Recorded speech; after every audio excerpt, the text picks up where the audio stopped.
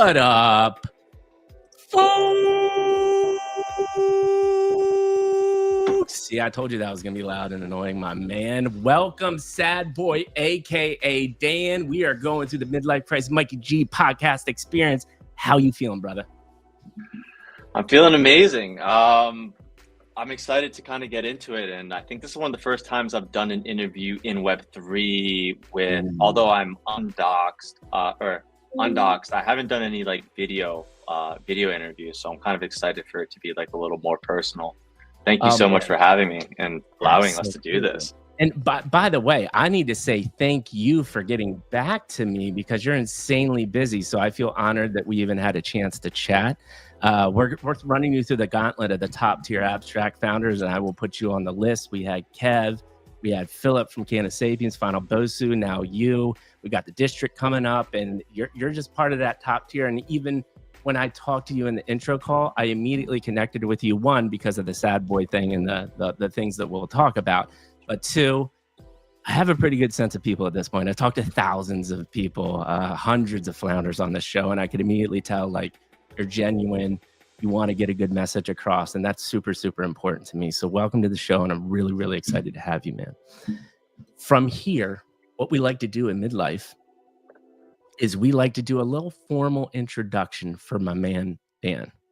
We're not going to call him Sadboy the rest of the time. You know him as Sadboy, real name Dan, but I'm going to address him as Dan the rest of the way.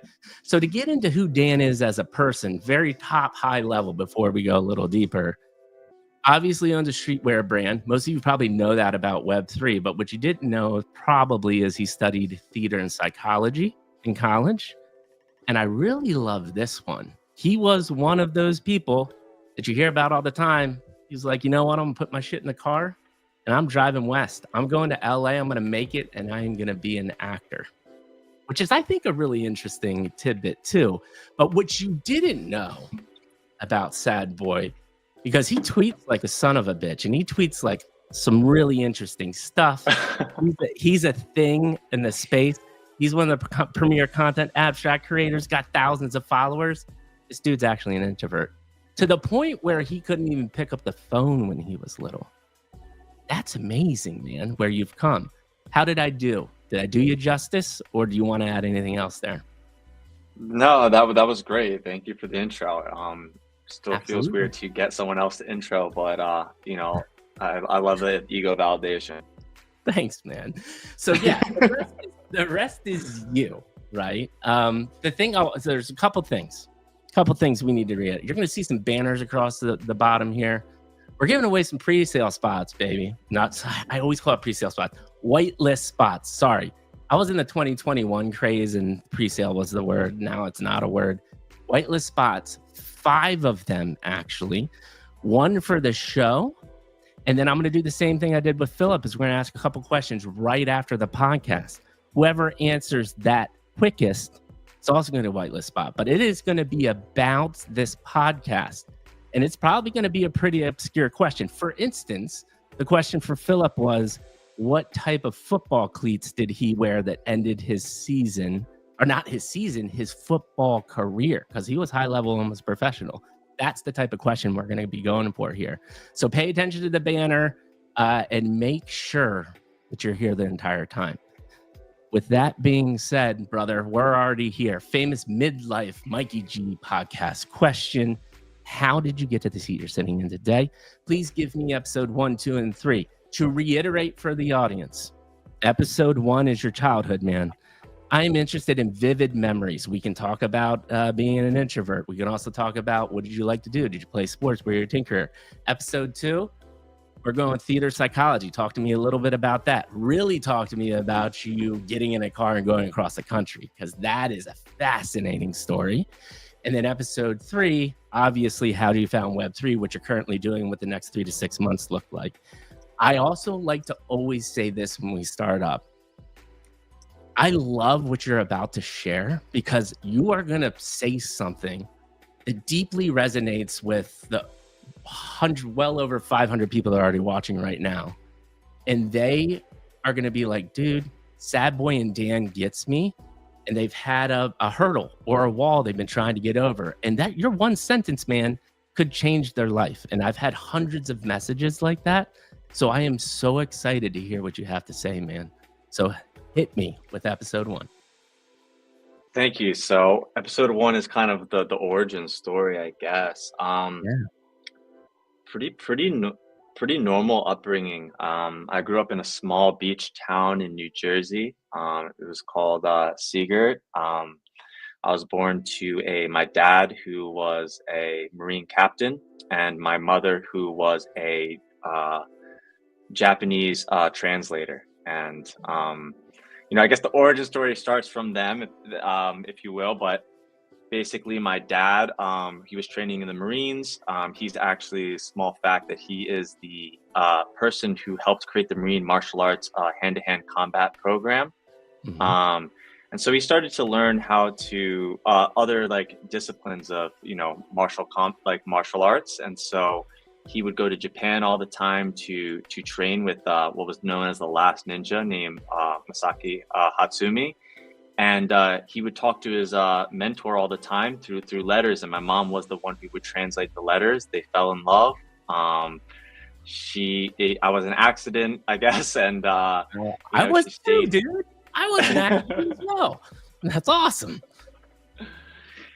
And so he wanted to live in a small, safe suburban town, and that's kind of where it all started, I guess. And I guess some small facts of just kind of things that made sense that eventually got into Web3 is like I was really, really interested in creating video games when I was a little kid.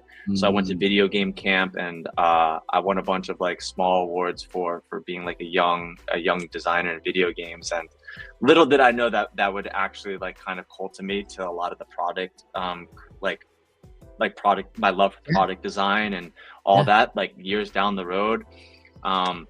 Got in trouble as a grammar school kid a bunch of times. I was very, very rebellious because my dad was he was just very, very strict and very, very stern. As a Marine captain who, he actually was a drill instructor, he really ran me like that. So I decided to rebel. His answer to that was to send me to an all-boys school an hour and a half away, called Christian Brothers Academy. And that was pretty scarring. So when you said the introvert stuff, I think a lot of that started there, where like I was now in an all-boys school for the next 4 years, and just like, I was introverted kind of my whole life, to be honest. Just very. Where do you think that comes from? Just like because of the pressure from your dad, or do you think you just inherently had that? I ask this a lot. I think it's I'm very like aware of social. Like I think a lot, I overthink a lot, and that is kind of my greatest superpower, but my super weakness. So I would always think too much about what I needed to say or how I was being perceived, and that increased my social anxiety. And I would care deeply about how people perceived me, because I was just very aware, I felt, of everyone, like almost absurdly so, just like how they felt around me, or if they liked me. Like when I was in high school, I used to create point systems in my head of how I felt everyone liked me, and I would rate them. I'd be like, all right, John liked me at a 5, and now like I'd cracked a couple of jokes, John likes me at a 6, and I would like try to look them. Yeah, it was weird. It was crazy. Yeah, keep on going. Sorry, I was just I mean, that's like one of the I've never heard somebody say that. Oh, that's like really not normal. And I only like thought about that now. It's like, it's not normal in a bunch of ways. Well, like one of the ways it's not normal is that like to obviously create like a numerical point system for it, but like to care so much about what others think about you. And when you care about what people think about you and how you're being perceived, like it paralyzes you. And I was I wouldn't say I was always like I was just self-aware more than I would say like self-conscious. Like I thought I was always like being perceived wrong. Yeah. And it's almost like I'm hearing and interpreting that you were so consumed about these thoughts that it inadvertently made you an introvert, right? Like inherently just made you an introvert because you were kind of consumed with your own thought. What I'm really interested in, because like I already said, man, you just gave me enough information to talk for like 45 hours, believe it or not. But what I'm really interested in is you gave a really prime example that I think, and I hear all the time, people struggle with this in Web3. There's a reason why people flock to it with the anonymity and PFPs, right?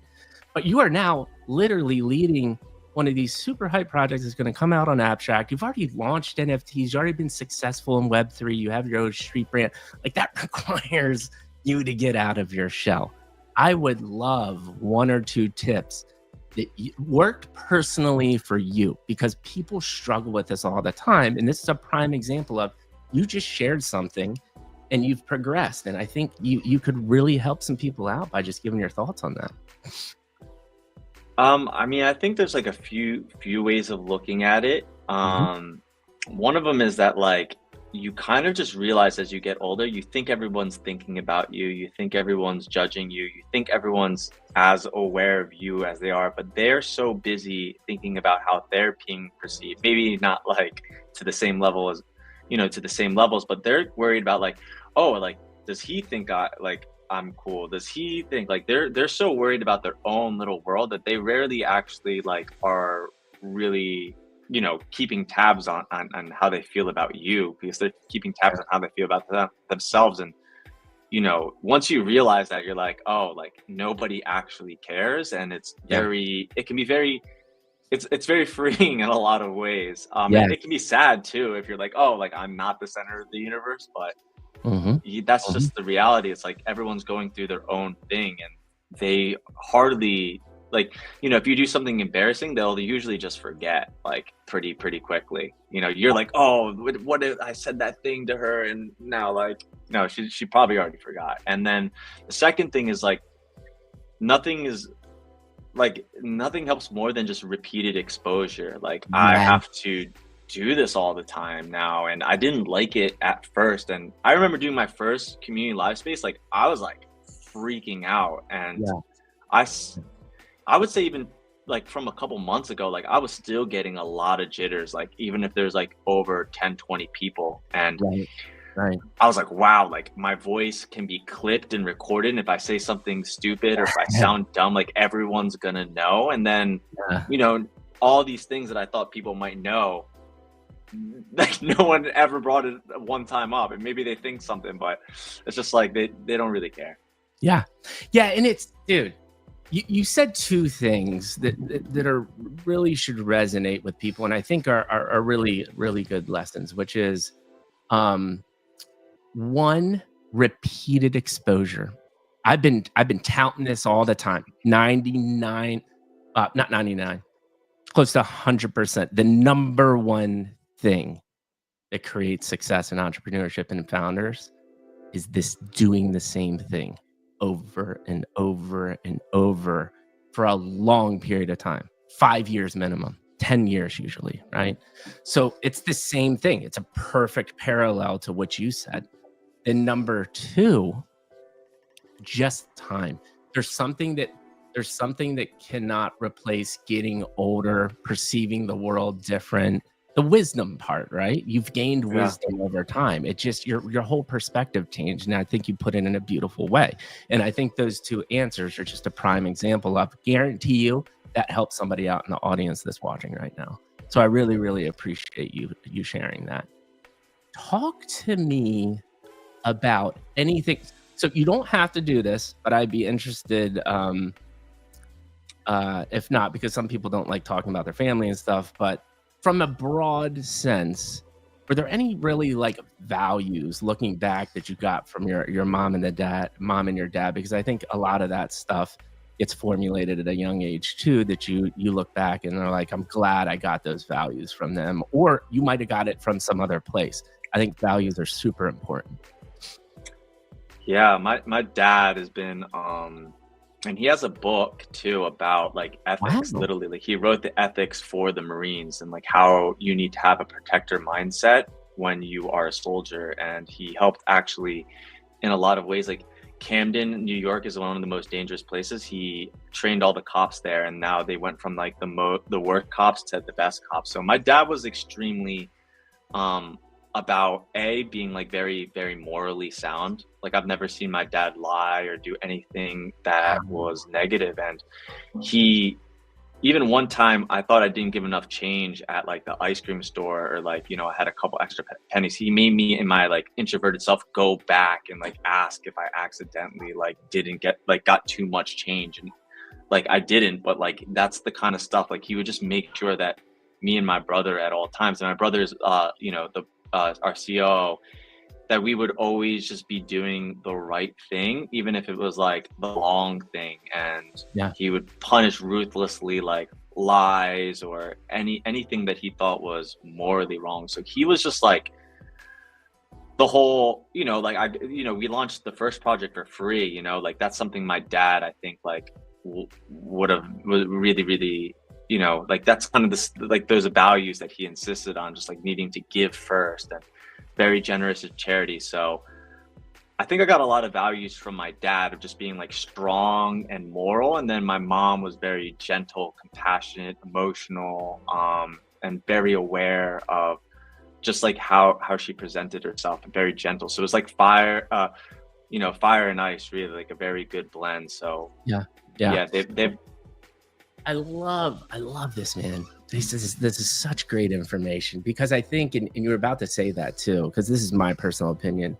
Your dad instilled some insanely good values. Like the reason why I do this podcast is to put integrity back into Web3, because there's a lot of non-integral people, and bringing back the lost art of genuine human connection. Like hearing your story, people need to understand that like anybody can make it here, and these stories are probably the only way to do it. And I think this is, even though we're more connected, we do this less than ever before, right? Like when have you had a chance to sit down for an hour and a half and just have a heartfelt conversation about yourself? Like it's almost therapeutic for both of us, right? But the one thing that you said that I think is important, I'd love your take, is do you think that these values have to have a fire and ice? Because for me, my dad, he was the little sterner one, but my mom was so caring. And I think the juxtaposition of the two made them that much more effective. Does that make sense to you? So no, the fact definitely caring and then your dad was not, because I think if it's all of one, then things can go bad. What are your thoughts there? Yeah, I mean, I think it's a great balance. Like my mom is so open-minded, she's so creative, and she's so soft. And as an artist, like those aspects of being aware, like they are actually seen as like sometimes feminine, like the part of the like the Right. not in the way of just males, like it's like a feminine energy, creativity. Yes. It's like birth, like creation. Yes. So that open-mindedness like lets me really be able to know that I'm wrong, like accept that I'm wrong, change, question, do this. And then my dad's side of just being very strong, he's kind of closed-minded at times. And he's that very masculine energy and force, which for an entrepreneur, like it's really, really hard. Like it's really hard to do this day in and day out and to challenge yourself. And Web3 is like, I think it's even like company and brand building, like in public, like with new tech, like you have to be very strong, I think. And my dad gave me that, but my mom gave me the open-mindedness. Yes, I love that too, man. And that you said another, like you're just dropping bombs, man. So balance, right? Balance is my second to consistent work over a strong period of time. People just need to hear that message. You have to balance at some point. But here's where it gets interesting. You as a entrepreneur doing all the things that you're doing, there are times where imbalance is pretty tough, right? How do you deal with that principle? Because it's important. You just said it was important. I would love to hear your thoughts on balance. Balance is hard. I mean, even towards this launch, like I was starting to give myself excuse to not like skip gym, like going to the gym and eating right. And I'm like, oh, like once you're towards the end, you're kind of like, well, every second counts, and I need to just focus on Twitter, Discord, project management. And then a lot of it's been like, even today, like before I went on this, like I went to the gym for an hour, I meditated, I did an ice bath, I did a sauna. So I think even in the most strenuous times, like you need to have a lot of discipline to balance your life. And I went out this weekend and got some dinner with friends, which I normally like. I have a hard time doing. Like I have a hard time stepping away from work or doing things for leisure. So Yeah. I've been trying to lean on friendships, which is and things I like more recently than Yeah. I have for this is my second launch, so it's like I've been through the emotional roller coasters Yeah. before, and I wasn't sleeping last one. I had no balance, and this time I guess it's easier the second time around. Yes. Yeah. Oh, for sure. I think what I'm always interested in these though is like tangible examples. So if you were to say what percentage, you don't have to give me actual, like, sometimes it's 100% work, but what percentage in your mind, like if you could put out your perfect week, what would that balance look like? Like an 80-20, 70-30, like what does that look like to you? For work and like Balance like work and play. Like what you think you should be at, knowing that you don't always adhere to that. What do you think is healthy? oh man, I think it's just like you got to really be in tune with your own body of Yeah. what you think you need, and it changes.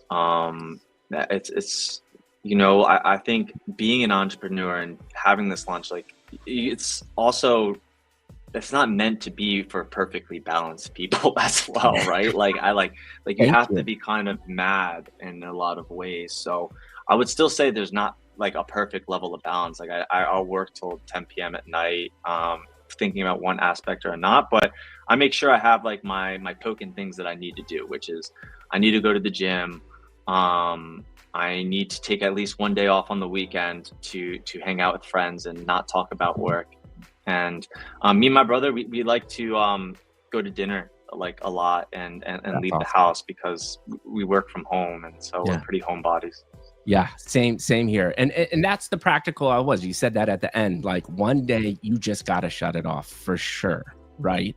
But you're also making sure that you go to the gym. These are the types of things that I just people don't say enough and need to hear, because you can be able to build this successful launch.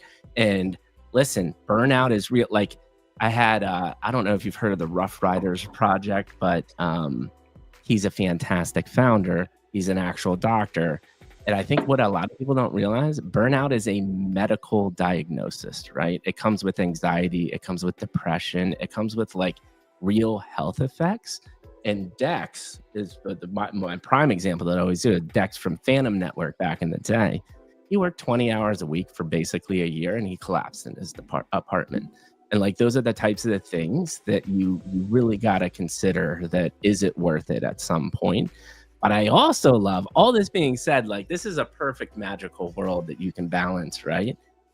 The real thing that people, they glorify entrepreneurship, especially with like the Gary V's of the world. But Gary V's messages, if you actually listen to him, is like, don't be an entrepreneur unless you really want to be one. But the message that you have and more people need to hear is, this shit is not for everybody, right? Like you have to be very committed, and you have to know how to sacrifice. I have my reason as to why I can be committed and get through the hard times. I'd love to hear you. What drives you through the craziness? Um, I think it's like, I mean, I'm lucky and blessed to have this, but it's like all the companies are very like mission based. So there's something bigger than myself that I'm working towards. And the mission, it's always been like, even the clothing brand started as mission based. It was a way to help others get through like, sad times. And it was called satire. So it's playing the word sad attire and satire, which was a way of using humor to kind of get through the sad times. And I just felt that message was bigger than just for myself. I thought, it was for the little kid when I was young, when I was depressed or sad, that like didn't have someone or something to look forward to, that felt alone. And now they have this brand where it's like, oh, I'm not the only person who feels like this. And so everything we've done has really been from that base of um, that mission base, and then Yes. from the sad times in general too. It's like I also am now it's not just it is mission based, but now I have like a community who believes in me and trusts me and has some of them, like whether I like it or not, like over invested and have, you know, like financial ties to me now. And it's like I need to really be the best version of myself so I can help them as well. And so it became even bigger than like myself. Like now it's like there's such a direct network effect between me and my community. And like if I drink on the weekend, I don't feel good, like I'm affecting so many more people, my company, my brother, my community. And it's like it's easier to make the right choices. I'm not saying I always do. I'm trying to improve all the time, but Right. yeah, it's not just about me. And then this mission that we're trying to create with Sheep is really like a philosophical mission more than it is anything. And so I need to be the one to proliferate that. Yeah, dude, you said, man, again, you're rolling, man, you're rolling. So I think people need to hear this more. And I haven't heard many founders say this on the show, but you said it beautifully. If I decide to go out and drink, everyone always thinks, oh, I just feel bad the next day, but it actually affects you. Like for me, right? I'm a dad. I have a 16-month-old kid. If I go out and just get hammed up the Saturday night, I'm a mess Sunday, and I'm not being able to like dedicate my time to my family and my wife. And, you know, the same thing I had to go through this, man. Like I'm with you. I am so ingrained, you know, I have a kid, I have a full-time day job. I have 2 companies that I'm building. I have the excuse to be on my phone and doing something 24/7.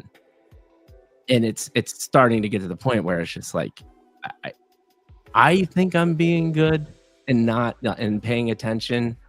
But, you know, my wife, the one that knows me the best, is like, listen, man, you got to figure this out. Right. And so I physically have had to start thinking that like, okay, from 4 to 6 at night, I'm a dad and I have to take care of the little man, and all my time is dedicated to that.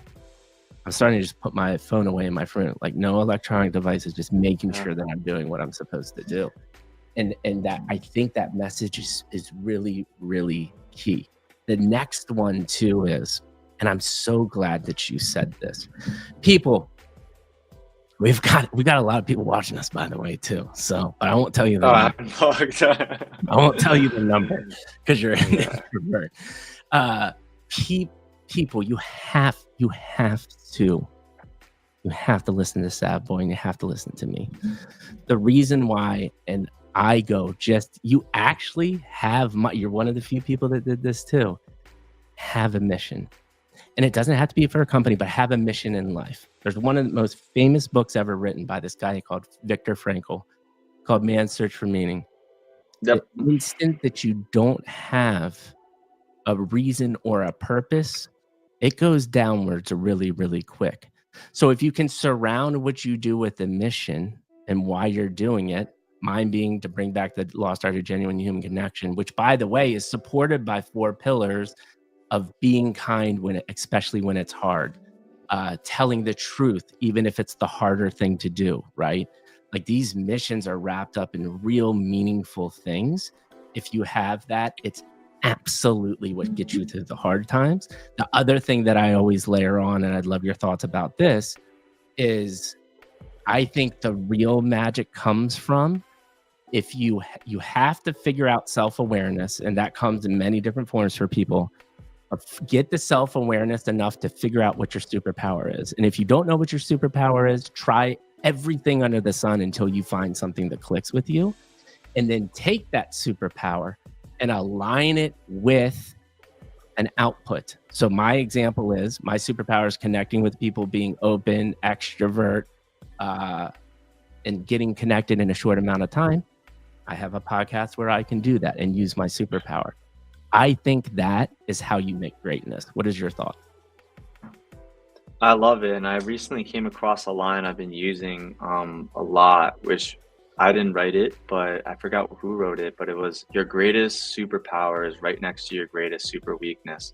So if you got if something's wrong, like for me, it was like I think too much. I constantly am analyzing, doing numbers. My brain is like constantly just doing all these calculations. Yep. That's always been my weakness. It's paralyzed me in social situations, conversations, life, stopped me from doing things. But also, as I've learned to harness like the powers of it, it's like now I use that ability of assertion and analysis to really help me, you know, whether it's to be like put it back on myself and be self-reflective and analyze myself and really look at all my details, what I can improve, but also look at the world and see opportunities and see things. So that it was always a double-edged sword. And yeah, it's just funny. It's like your krypton, like they're right next to each other, that superpower and that super weakness. And, and I so love interesting. that up. That's another amazing example, because so that version for me is I am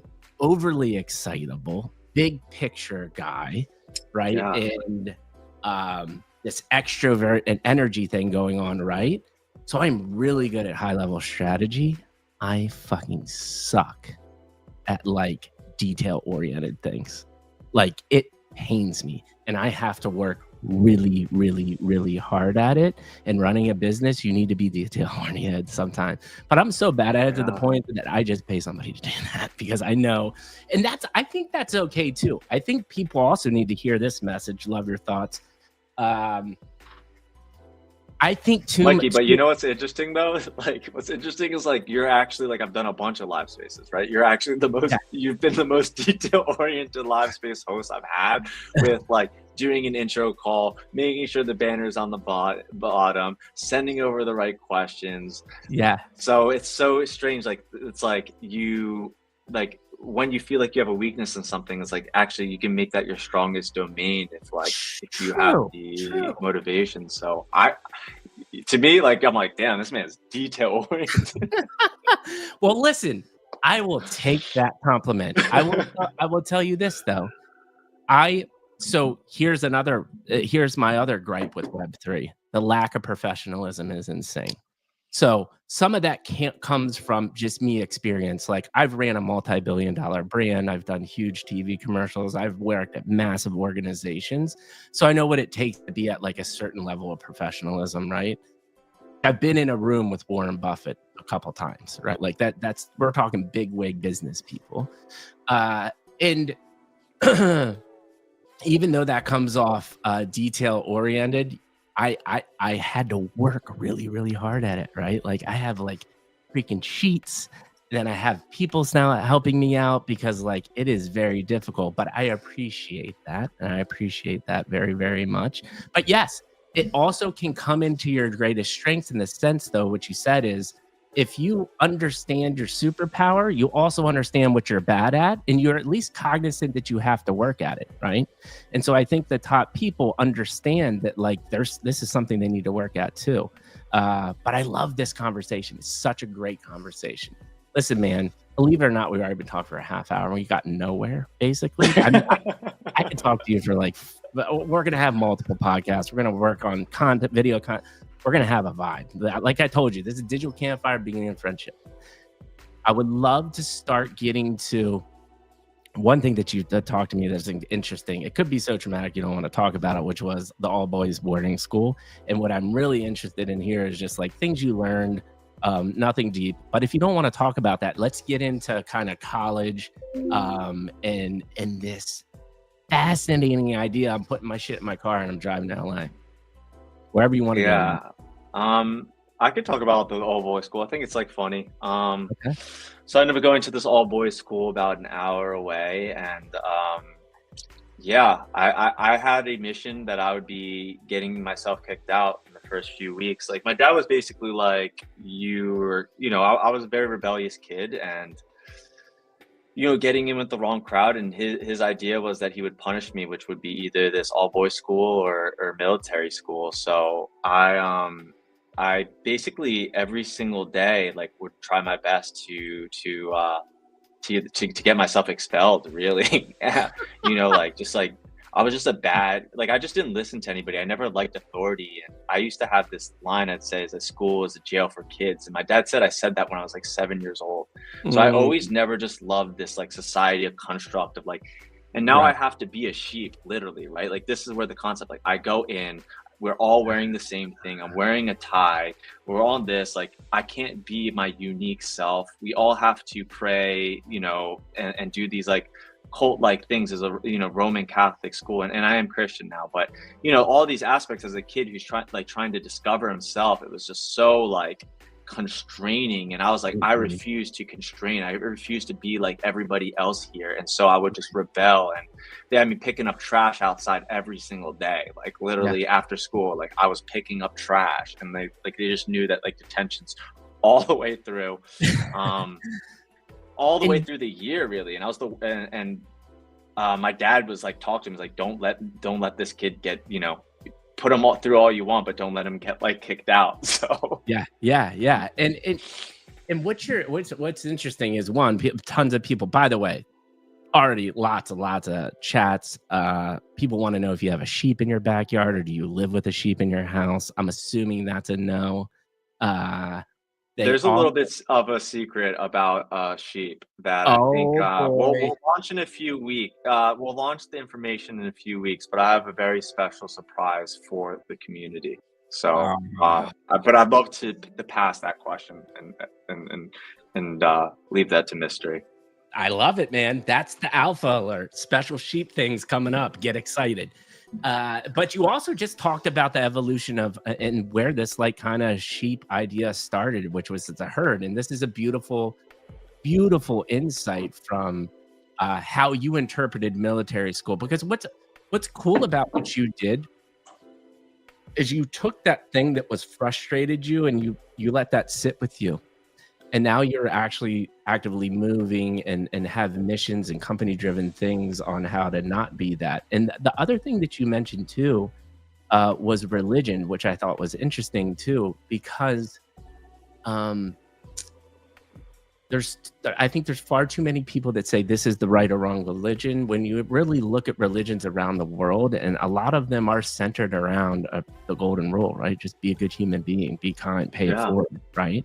And the fact that separating people when we can just do way more creative things and be such a cooler community if we didn't let that divide us. So that's interesting that came out as well too. But you're still into religion, because most people go the other way and they're like, my parents, I never was really religious because they hated the Catholic Church so much. It deterred them, right? Yeah. But I think the point that I'm getting at is this society and organization of constraint that you had in school actually created an idea to be more creative, inclusive, and create these things.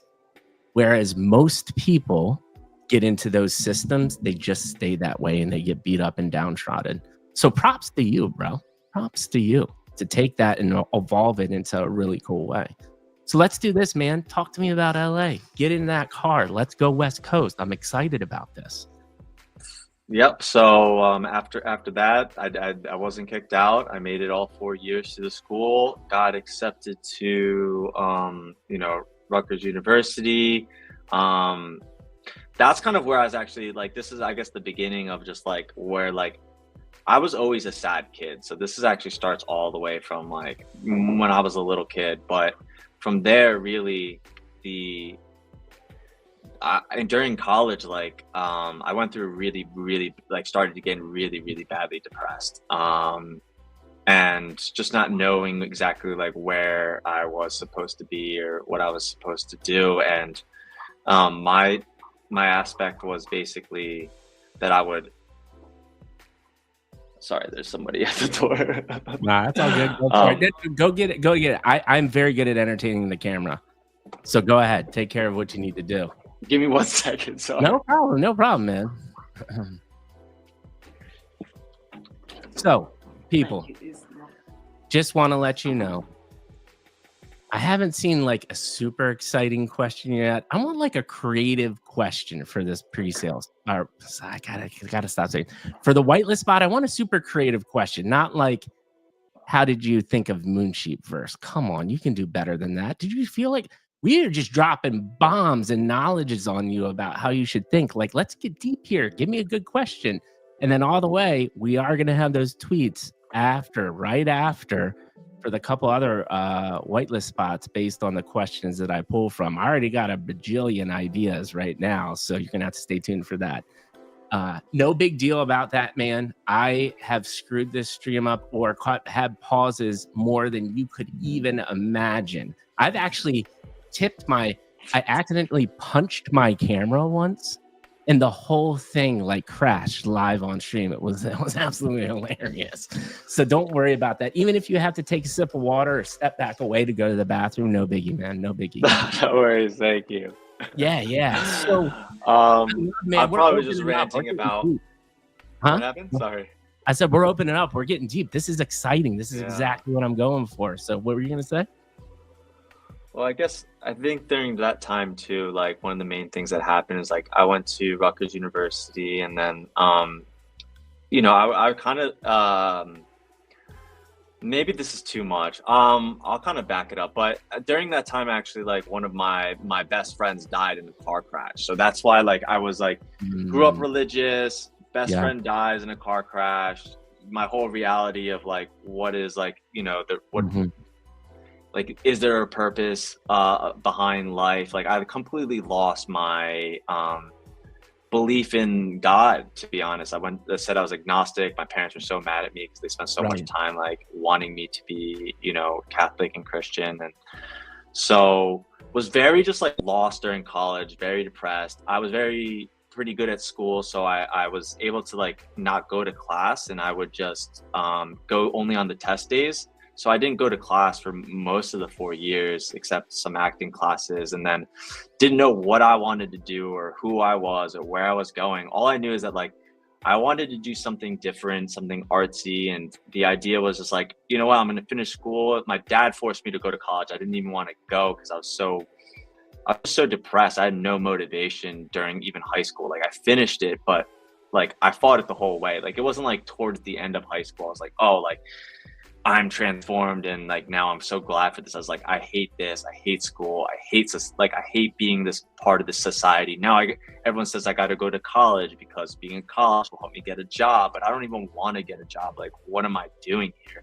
Right. And so I said, Dad, I'll go to college for you, but when I'm done, like I'm gonna just like do whatever I want. And so whatever I want was packing my bags in my car, like with no plan. Like I didn't even have an apartment yet, and I just drove across like the state, never going to LA, just feeling like there was something pulling me there, whether it was like energetically or not. Like I didn't really I had no idea really. Like I just like felt like I belonged there. And I was telling people in college, like, they call me Hollywood Hope, and it's a joke. I was like, yeah, dude, I'm gonna go to Hollywood and like do all these things. And after college, I that's what I did. And so I go, I find a friend who was a director at the time. He had an apartment in Park La Brea in LA, and he had an extra room, and we would split the room for, I would have to pay like $500. And so me and him, we both had blow up air mattresses in this one room, in a one like bedroom apartment in near Hollywood. Yeah. And I worked at LA Fitness. I was checking in key tags while I was like auditioning for, commercial roles, acting roles. I was writing my own films at the time. Like I had all these ideas for these huge movies that we would create that were all about the same things. Actually, a lot of them was about like finding purpose and, about getting over sadness. And like, there's all these themes that actually like came together in completely different ways, like years and years later with the brand. But these ideas and motifs and what I wanted to do was like starting to formulate at the time. So that was like the beginning of my LA saga was like around 12 years ago. And just mostly took a bunch of like shitty jobs. Like I worked at a clothing store for like a little bit. It wasn't really inspiring in a way that you're like, oh, that's what made you do the clothing. Like I ended up working in a weird way. Like I ended up working in like high-end nightlife, like for a lot of these these clubs in Los Angeles, like the ones in Vegas as well. And that was like that's a whole, I don't even know how long we had that the whole story of like going into nightlife in LA and like that whole thing is like could be a movie in itself, but I don't know we're how gonna make a related. movie together. I feel it. I feel like we're gonna make a movie together. Give me some highlights though. You can't bring that up and not tell me about it. Well, like I actually came to LA, like I had no friends. Like I was still pretty like introverted, and my one friend, I was at the gym, and like he was struggling on the bench press bar, like this random kid. He was struggling on the bench press bar, and it literally like it almost like got him. And I came over because I was working out at the time, like working there at the time, like saved him. Yeah. We ended up being homies, and his best friend like worked for all these like extremely high end glamorous clubs, and like he's like, "Yo, do you want to come with me tonight to like this thing that they're curating, like it's like kind of like this bougie dinner party, and it's going to be like all beautiful girls and just us." And I'm like, yeah, like I've done literally nothing cool, I have no friends out here, like I feel like I don't even belong. Right. I was like, cool. And so that guy who ended up throwing these events ended up like just really liking me and we became best friends and roommates, and he left. And so when he left doing all the high-end club stuff, he's like, yo, like you're probably not the right person for this, but like you can you know, why don't you work with your friend? I had a friend named Jay Mara, but very, very sad story, but he was like the really extrovert and I was the kind of like introvert, but we're really good at kind of like hosting people. So we worked in these, like I took his job in nightlife, and then my partner ended up becoming a really, really bad drug addict, and you know, God rest his soul, he died not too long ago from it. But wow, I ended up just keep doing it. So I ended up working in like for a lot of the clubs, like Tao Group, a lot of the big clubs in Vegas too. They would just fly me out to take care of like celebrities or models, like just like a non-threatening person who could host people for these clubs. So I would like host, like if there's like a celebrity in town, like someone needs to set it up and make sure they're okay and they're at the space. And, you know, like make sure so that they would just have me do it. So I ended up going from being like super introverted to having to really trying to like just I had to be social all the time. So really I got repeated exposure. And then I did that for a long time until like I was ending up like kind of just like getting caught up in the whole nightlife scene and drinking, and had a beautiful bring you down. You know, I was dating this beautiful Italian model, and like she broke up with me, and I was just really unhealthy at the time, and I was like pretty much at like rock bottom, and I was writing poetry at the time, like just like literally writing poetry, like sometimes even at the club, like I was just like sad like all the time. I was just writing lots of sad stuff, and my roommate at the time was a photographer, and so I was like, why don't we use your photography and my poetry, and we'll like put it on shirts and we'll make a brand. And so we ended up doing that, and I went to the local like screen printing shop, not knowing what I'm doing, like down the street, and we ended up just making the first t-shirt. And I was like, it was the ugliest t-shirt I've ever seen. I have it just for keepsake, and maybe I'll find it so I can post it. I really want to see that. Can we post that at some point? Like you gotta sure take I can find it. Oh, dude, when you find it, you better tweet that and tag me because I need to see it. But wait, we're about to get there. I have so many questions. Like I said, we could talk for like 48 hours straight. Sorry if that was too much background. I don't know. I just felt like we were like continuing a story. So I was like, shit, that's how I got there. I mean, because like I said it before, one of the things that I realized, one of the biggest benefits I offer to founders like yourself is you're so busy. Like, think about the time that we're having here, man. Like, this is a time to just chill, relax, take a step back, think about the things that you've been doing. And I think that's very helpful for anybody to do, right? It's like a form of self-reflection.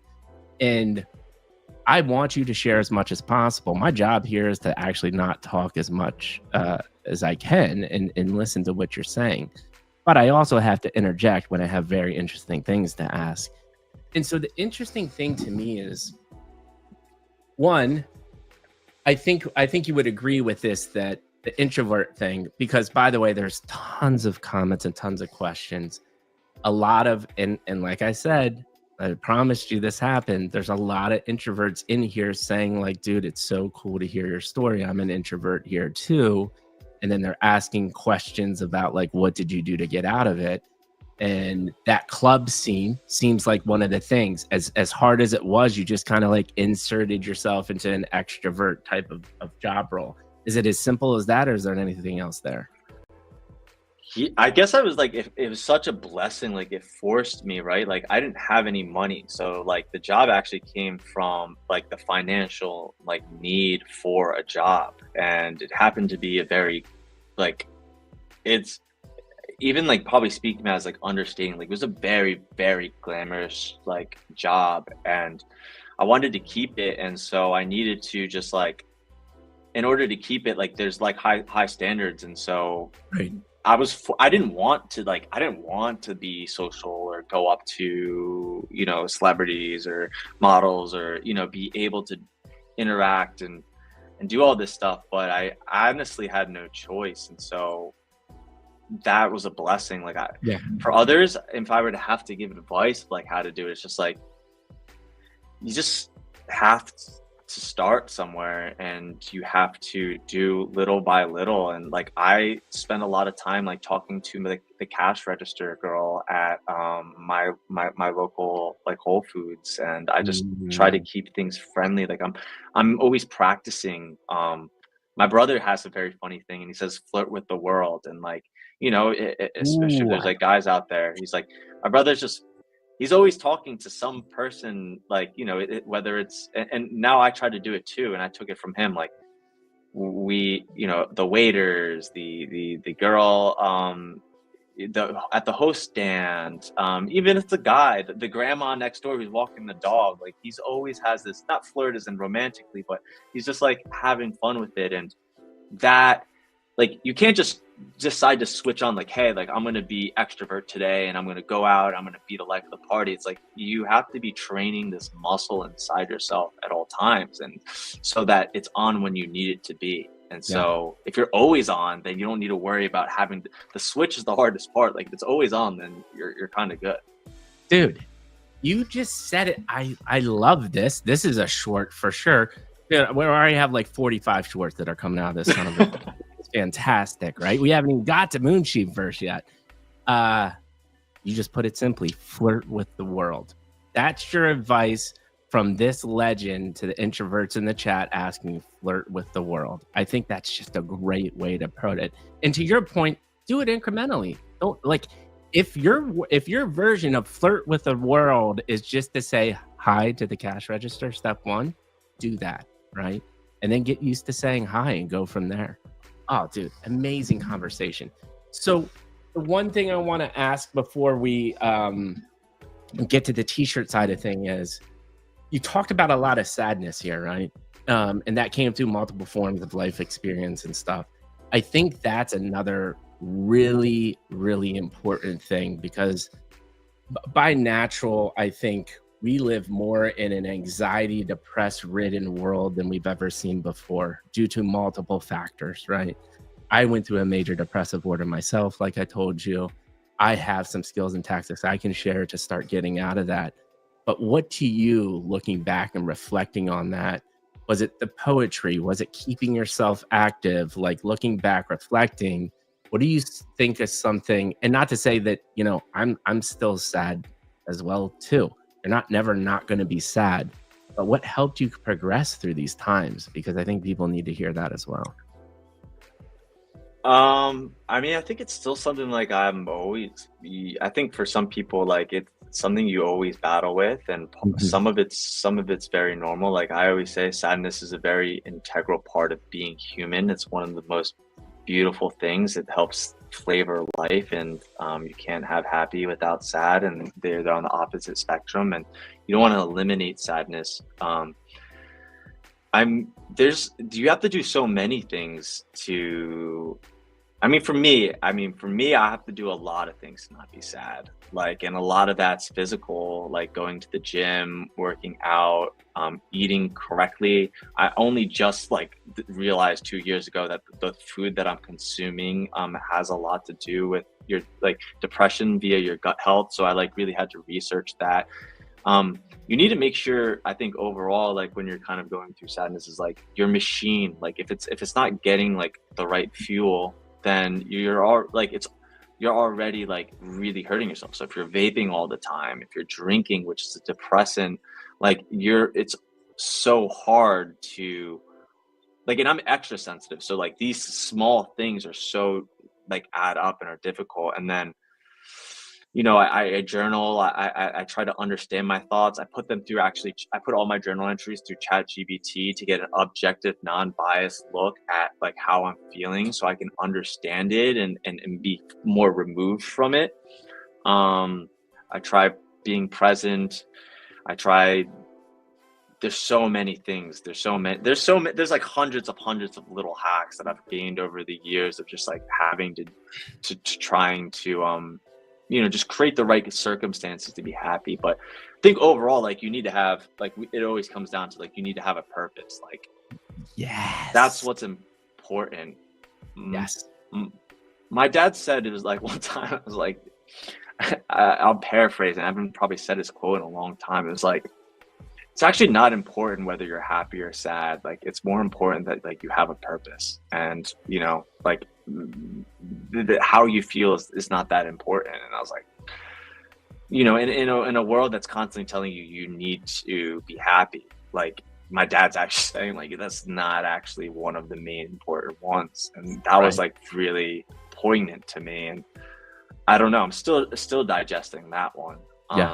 Because we all like, I want to be happy, but happiness comes from purpose, right? Like not just like happiness in the moment. Like that's two different types of happiness. If your happiness in the moment is like you want to be happy now, you just smoke the vape, you do the drug, you drink, like that's not happiness, and that's not real happiness. That's just like that fleeting version. And there's like actually another bigger form. I think that's pleasure, right? And pleasure, I think, what's crazy is happiness can come from firmly believing and understand the concept that you're never going to be happy all the time. Like that can actually isn't that wild?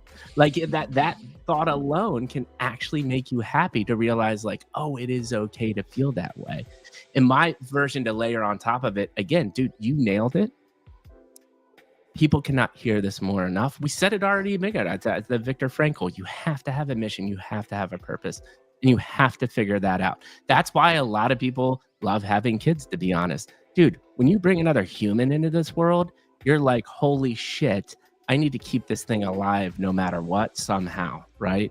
You want to talk about a quick purpose, that's one way to do it. I'm not advocating go have a kid to get purpose. I promise you that. But I did it. So when I had my downfall from grace, there was a couple things that really did it for me. And it was the morning I woke up and looked in the mirror and I said, holy shit, the list of 45 things as to why I'm sad and depressed. It's not any of them. It's me, right? It's my fault. Like I have to work on me. So I think you have to have the self-awareness that like it all starts with you. The instant that you just start blaming everything else as to why the way you feel you would feel, you're not going to do yourself any good. So that was like a monumental breakthrough, right? 2, figuring out what was making me feel that way. And that was a bunch of like childhood trauma and stuff, got through that. But there's a lot of times there's something at the root of that, right? So finding that out. But then 3, what I did, which you said was I created purpose, and I created long conversation with my wife. My wife is my angel, man. 99.9999% of females that were married to me at that moment in time for a year and a half would have told me to go fly a kite. But she's still here, and I love her dearly. And what we did when we got out is we had a very deep conversation, and we said, hey, what matters to us? What is our purpose? And it was simple to us. It was flexibility, financial freedom, and figuring out how to maximize times with friends and family and helping back their lives. And so since then, every decision that I've made in my life has been around those 3 pillars, which is a form of purpose. So I don't think you could have said it any other way, man. I think this is just such a beautiful conversation. Let's do this. I really want to tell you how many people are watching us right now, but I won't. But let's do this. We will move on to the Sadboy attire. Let's go through that journey, because I think the other thing that's interesting in this is, as you take through this, if we could get out of that till we get to Web3. And by the way, do you have any hard stops? I want to make sure you don't have a hard stop. I'm good. I think we can take them out in the next 10 more minutes to talk about this, and then we'll get to Moonsheep first and Web3. But in this journey of building this company, wins and losses are lessons learned, because I think people need to understand the difficulty of entrepreneurship as well, to continue that theme. So let's go through that process, because we left off at, you made the worst looking shirt you think you've ever made. Oh, at the time though, it was the best, right? It's the best looking shirt I ever made. I was like, this is the shit. Everyone's gonna love me and love this, and I'm joking. That's the joking side, but in my side, I was like, wow, like I just there was this idea of just it was an idea in my head, and now that shirt was this physical it was like alchemy. I created an idea, and it was physical, and I could touch it, and I can wear it, and I can see it, and I was like, what is this feeling? This is one of the greatest feelings I've ever had. That was the first taste of what it was to be a creator, and that was just what kept me going. And no one, even though at the time, it's even starting a clothing brands, everybody, there's kind of a little stigma around it, because it's just another kid with another clothing brand. It's such a thing that a lot of people want to do and want to create, but I was just so passionate, that feeling. It was like a drug to me. I just had to keep going. And so it was a slow progress of just okay, what's the next thing? And I would just think about it all day, analyze it all day. And I was still working in a nightlife. So I was creating designs in my head. I was thinking about concepts. I would just live, breathe this idea. And it was a really weird also thing happened during that time. It's I was coming up with the words sad boy clothing, sad, because it was coming from sadness. So I was oh, this is cool, sad boy clothing. And then out of nowhere, I don't even know how the thought came, the word satire came, and I ended up being able to get the domain name, the Instagram name, all these things. Nice. 6-letter word. It's a hard word to buy. 6-letter words are hard to buy. Yeah. And I didn't really I knew it was safe for sad attire and satire, but I didn't realize that everything I would create for the next, which is now maybe 8 years, it would all have the same theme. Yeah. And that was and I came up with that theme during that time, but I didn't make everything so it could fit that theme. It just happened to be the perfect description of everything we stood for, which was using satire to talk about the things that are using satire to talk about sadness. I was just using this humor, using these ideas. And so I was just working on my craft. It wasn't making me any money or anything like that. And I was still working at nightlife. And then, but I was obsessed. And when you're obsessed with something, you eventually figure it out. You eventually get good. You eventually realize oh, the levels, okay, well, you can get blanks, or you can make this thing's custom. Where do you make it custom? And I had so much connections from nightlife. I was able to kind of just source the information I needed to build the business. And so I would just trade taking people out for these spectacular nights for bits of business information. I'd be oh, how do you do this? How do you? And so when COVID happened, I had this idea of a shirt, and the idea of the shirt was literally called, this was our first hit. This was the first hit that really, really worked. And it was we were starting to get a little bit of traction during that time. So we were making sales, nothing significant, but doing pretty well as a startup brand. It was resonating with people. People were telling me that they could connect with it. And then I came up with a shirt called the Sad Times, and it was about COVID, and it was the sad times because COVID just happened. And I found all these old magazine articles of when the bubonic plague happened, way back in the day. And because that's public domain at that point, right? Yeah.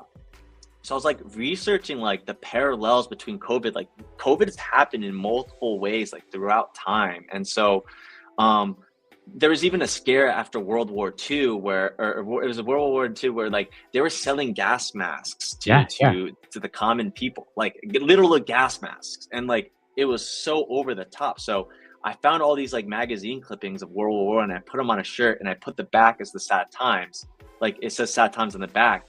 And that was the first idea of what ended up becoming the name. I bought the domain, I bought the trademark, and that ended up becoming the first Ethereum project's name. Is called the Sad Times, but it came from that shirt.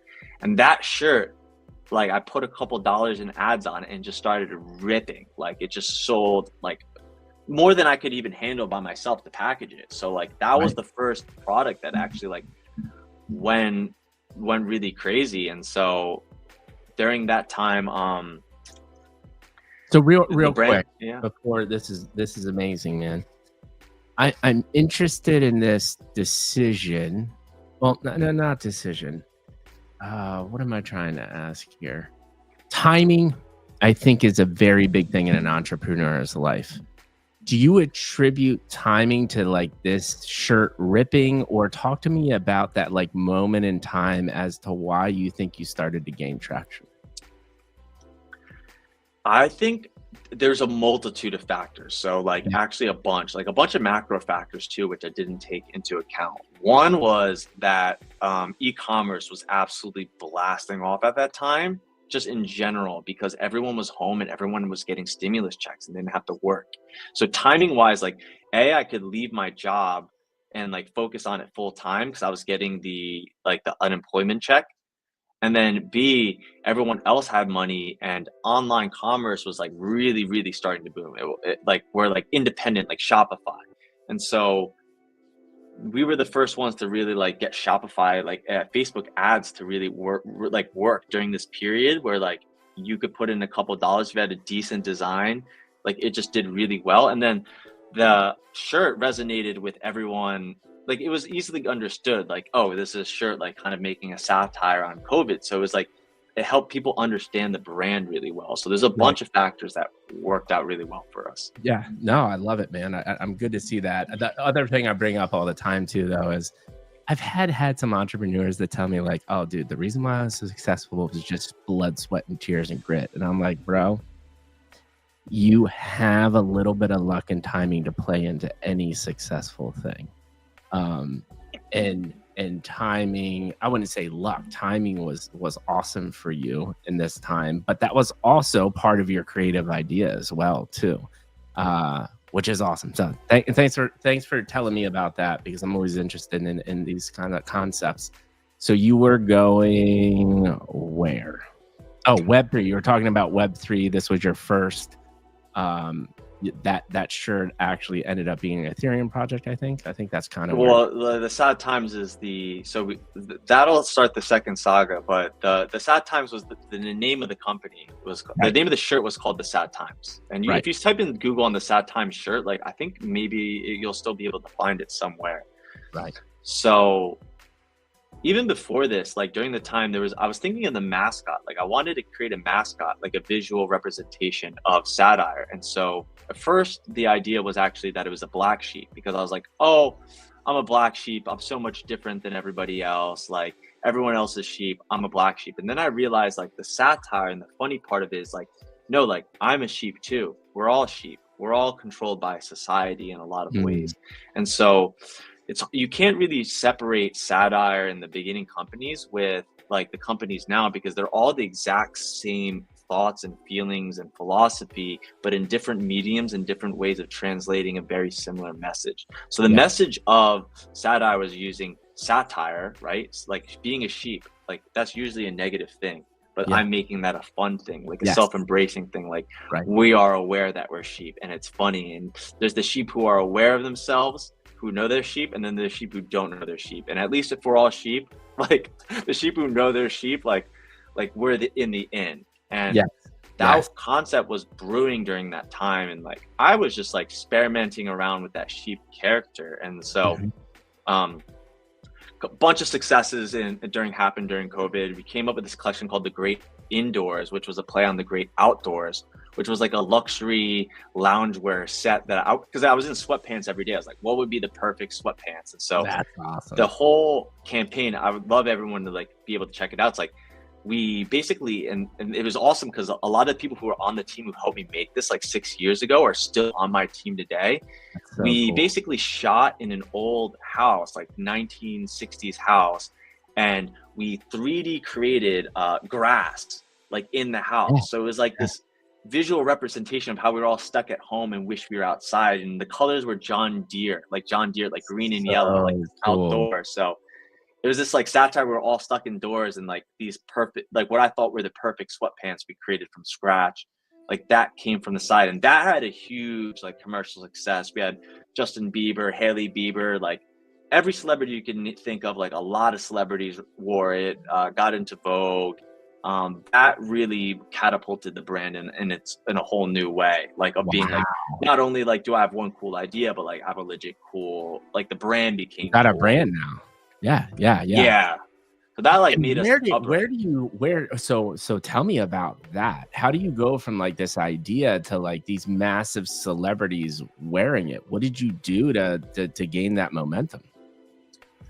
I mean, during COVID, I just had a lot of time to think, and just like we were at home, and so I wanted to start like that was kind of the first thoughts of world building. Like, build, what does the great indoors world look like? Okay, these are the clothing that's in it. This is like the indoor, outdoor, and we created this insane campaign as a couple kids with like almost no budget, and just like this really, really cool vision. And the campaign like videos, like it's like looks like a very like it was made with like $5,000 maybe, and like the campaign itself like looks like it could be like a really, really expensive campaign. So that really legitimized us, and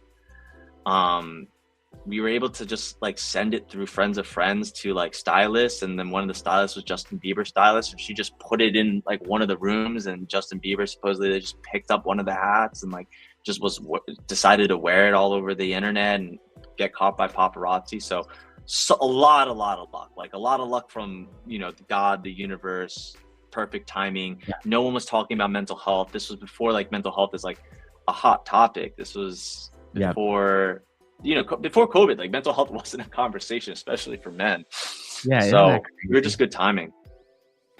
Dude, unbelievable. So love all of this. You're answering a lot. So before we get into, is there anything else you want to touch on before we get into Web3? Because I have one question before that, and then we can get into Web3. No, I think this is like the perfect, like that's kind of like how the clothing ended. And then, there's the story of how I discovered Web3. Okay. So actually, I'll ask it once we get to Moonsheep or in your collections. So tell me how you found Web3. It can be a little shorter on how you found it, and then we'll get into what you're doing right now. And actually, because I know you have collections that level up to what you're doing right now, so we need to talk about those as well too. But I always love hearing people's story about how they found Web3. It's usually fascinating. Yeah, so my friend during the time was I had a bunch of like entrepreneur friends that like saw what was going on in LA nightlife, and they're all from Silicon Valley, like tech kids, and wanted to like join LA and do kind of these crazy nightlife events. So I was trading basically a lot of these crazy experiences that you like, whether it's going to Dan Bilzerian's house to get information on how to build companies. And some of these kids were like these genius tech kids, and they introduced me to this guy named Will Tong, who was working for a company called Origin Protocol, which was like a DeFi protocol. And during this time, I was hearing a lot about like Bored Ape and like all these exciting things like that. I think this was like around 2021. And as a creator, I was just realized like in a lot of ways, like fashion's been there for thousands and thousands of years. Like everything that's done has already been done, but now there's this new discipline. Now starting to really see it quickly. It's like, it's the intersection of art and technology, where two separate disciplines are now coming in and becoming one discipline. And I was like, and we're at the birthplace of this. And this is a place where the story is yet to be written of who are the greats or what are the greats or like, where is it going? And like, as an artist, I was like, there's something that drew me to being able to be one of the first to like really enter this like unknown space, like wide-eyed, thinking it was going to be very easy and that my ideas were great, to create something completely new. And like, I think an artist wants to affect culture, like most of all, like with their art, right? And it's like, what better place to be at the birthplace of this new discipline and affect culture at scale? And so I was playing around with a bunch of ideas, but the idea of sheep was the one that like really stuck out with me. And so we ended up, like, I got a great team around me. My friend was like, started this company called Venus et Fleur, which was these like real roses last year. Like, he was a big entrepreneur. He believed in the idea.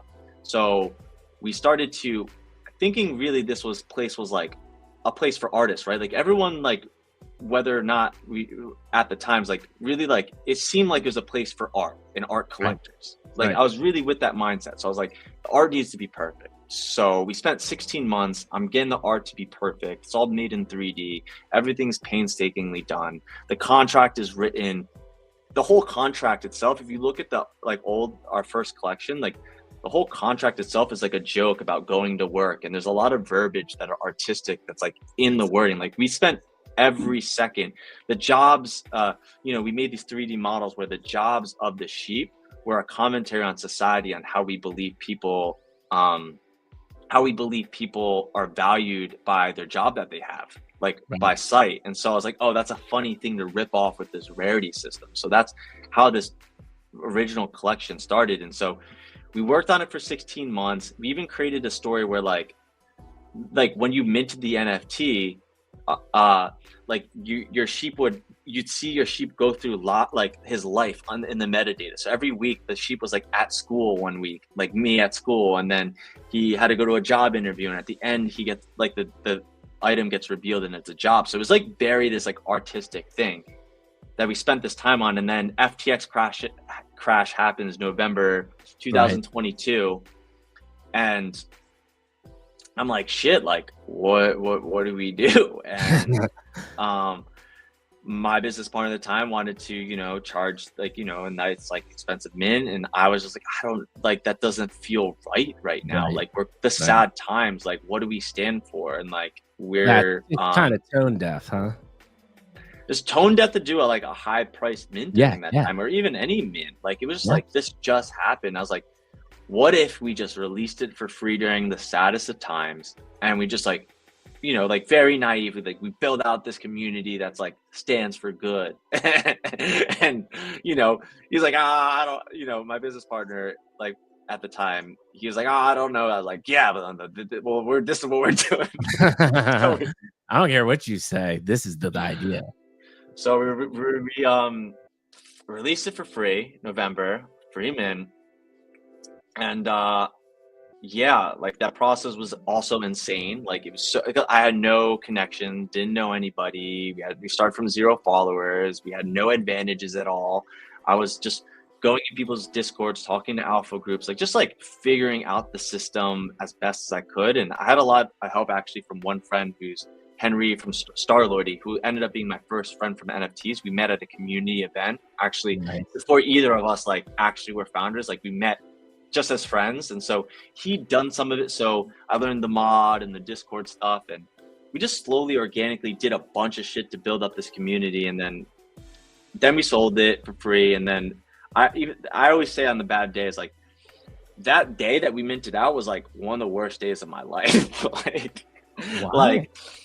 me about that. I just didn't sleep. I worked on this thing for so hard, and it was so quick to realize like, oh, all that shit, like that we spent hundreds, like over $100,000 making the art and doing all this stuff, like we're not gonna make any money. Like we have a community now, and they're all pricing this thing at a certain price, and like we don't have any money to keep doing this. And so my business partner then quit.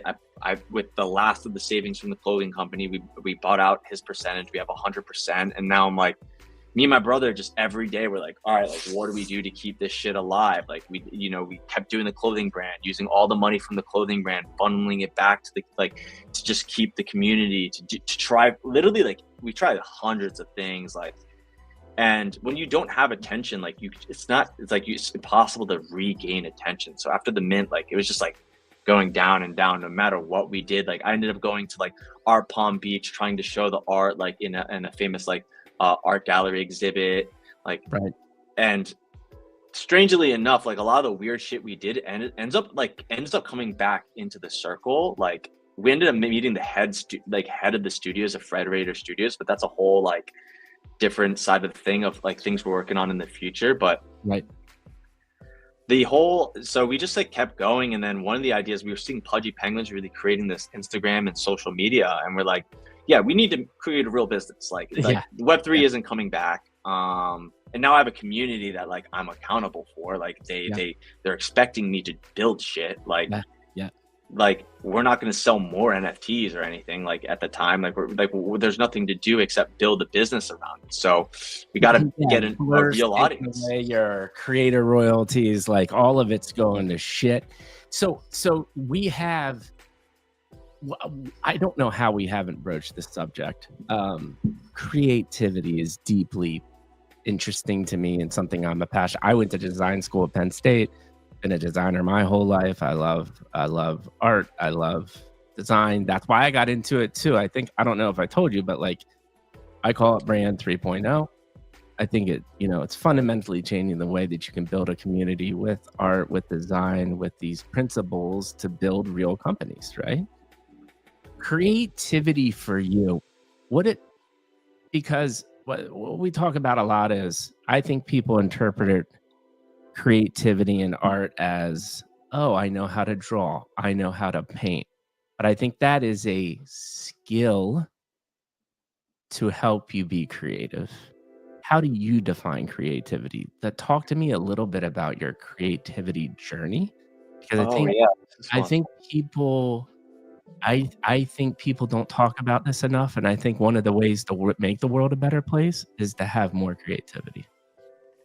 Definitely. So I'd be proud to like say like I can't even draw stick figures like that like look cool. Like I have no illustration skills. I've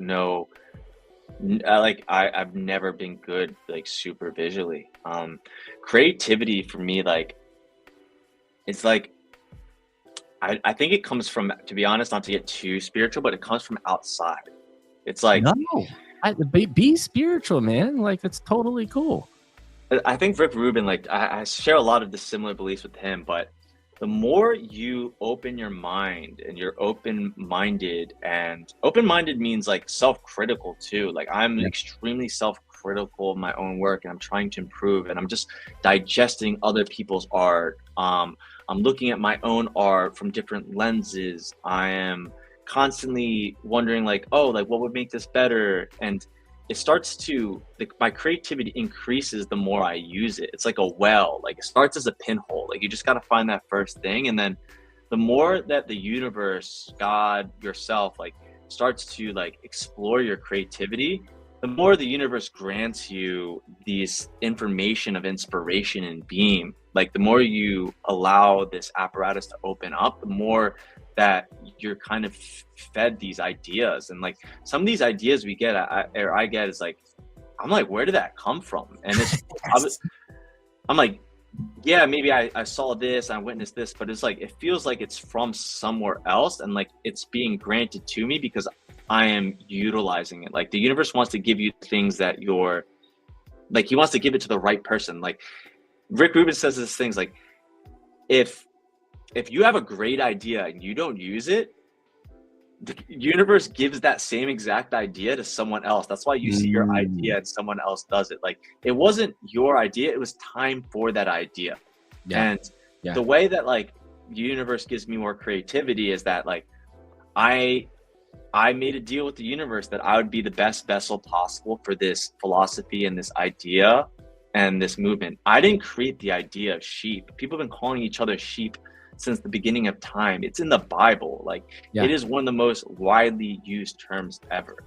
I am just a vessel for an idea that's already existed, and I am like the messenger.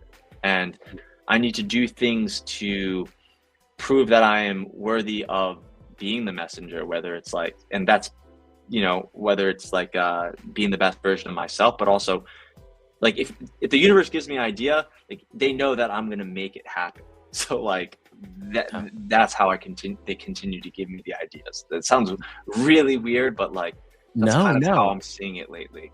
And that's, I'm glad that you bring it up. Like, obviously, as a content creator, I just don't go down the politics, religion route at all, ever, because it just doesn't end well. But that being said, mind, body, and soul is a thing, right? And so soul, spirituality, however you want to define it, we don't get into the nuances of that, but spirituality is a thing, right? Like these higher beliefs you have to feel. And I've had the same moments too and I really, and I haven't had anybody describe it this way. It's beautiful how you described it, because I felt, and this is man, this is so cool that you brought this up, because now that I'm having my own spiritual moment, literally right now. And it's coming in the form of, I really did feel like it was the same way as almost my right when I found this podcast and I found out that like I can connect with these people, and I started getting hundreds, now thousands of messages from people saying like, dude, I watched that podcast with Sadboy and you like, I was not good, and now I have a glimmer of hope. Like, I have found a vehicle to make the world a better place. And there's just nothing in my mind that will ever stop me doing that. I don't care if you pay me $0. I'll do that to the end. But that's an interpretation of what you said, in the way that like you feel responsibility to take these ideas and share them with the world, just like I do too. So, dude, amazing way to explain creativity. That's like 45 shorts just alone right there. So thank you so much, man. Let's do this. I want to be cognizant of time. Believe it or not, we've talked for an hour and a half already, and we haven't even really talked about Moonsheep. Let's talk about Moonsheep. I know that abstract announcement just came out, so people are hyped up about that. I have to tell you now, there's over 4,000 people watching us as well. So, holy shit. So we have some people watching us. That's crazy. You did. But how cool is this, man? Because these are the types of. I'm hoping this trend continues. We had thousands of people watching the Philip show too. It's because I think people are getting so dumbed down with the same drill of what they do in this space to promote a project. You're doing yourself such a disservice by not sharing your story like this.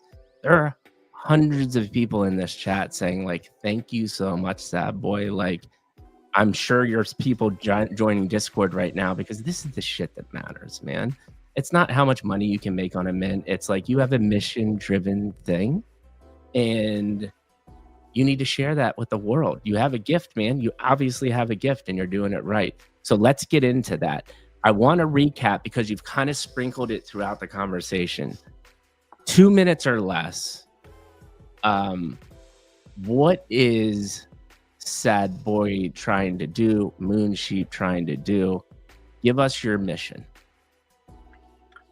I think like a lot of the company's mission is really based around the same principle, and I think sheep is the perfect encapsulation and mascot of this idea, right? I think people very rarely are. I think I have two missions. One of them is to really wake people up. People, I think, are very mindless.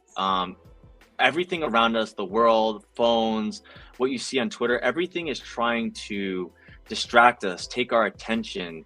We're constantly being told what we need to do to be happy, to be better. We need to have this car. We need to have this job. We need to have this house.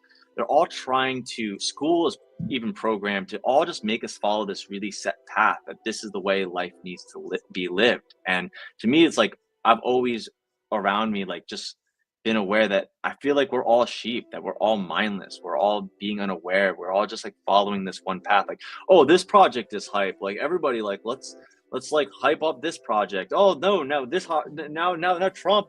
Oh no, now I'm like it's just Yeah. like it's such sheepish behavior. And I think if people could realize that, I think the first part of it is being self-aware, that if you realize that you are a sheep, that you can finally break free of this mindset and become like who you really are, and to be an independent thinker, an independent doer. And so I hope that sheep will wake people up to become more aware of the societal constraints around us that keep us like sheep. Yeah. And then number two was really, I think, a lot about the sadness of just like destigmatizing sadness and using the brand to create just awareness that being sad isn't such a bad thing, and that great things come from sadness. Rebirth comes from destruction, and that through sadness, it's kind of one of the most important things about life. I love it, man. There are two very, very important messages. I told you my 4 pillars for my company, right? Yeah. And one of them is think. Just like think first before you answer or act on something. Like do your research. People just do not think deeply about anything, and it could be simple things, but people just ask the question why, man. It's amazing to me the amount of people that don't. So amazing messages. Take me through because you have multiple collections, you're building a company now. We're at the point where you have a community, you've made no money, you've spent a shit ton of money. Your one partner's like, nah, sorry, bro, we're not making money, I'm out of here. What are you doing? What are you forming? You have a community, which is amazing. That's probably the hardest part to build, to be honest, I think. So you have this community. Since then, before Moonsheep, right? Because Moonsheep encapsulates into the things you've been working on. Describe to me what you have been building to culminate into Moonsheep. So we've been building this collection out for the last 2 years, which was a satire on society and how we all behave like sheep, like I said. And during that time, Pudgy Penguins was really blowing up on social. And so this is kind of what leads to Moonsheep, actually, in a lot of ways. So we started to build our own social media, and like without any formula, without really knowing anything, again, like lucky of timing or the meaning, like a bunch of videos about, there's like a sheep video where he's like at work and he's at school and like his life is a complete cycle. And that video got like tens of millions of I think it might have got like 20 million views or something absolutely crazy, like, and 1 million shares. And it went so ridiculously viral because people connected with this idea of feeling like a sheep.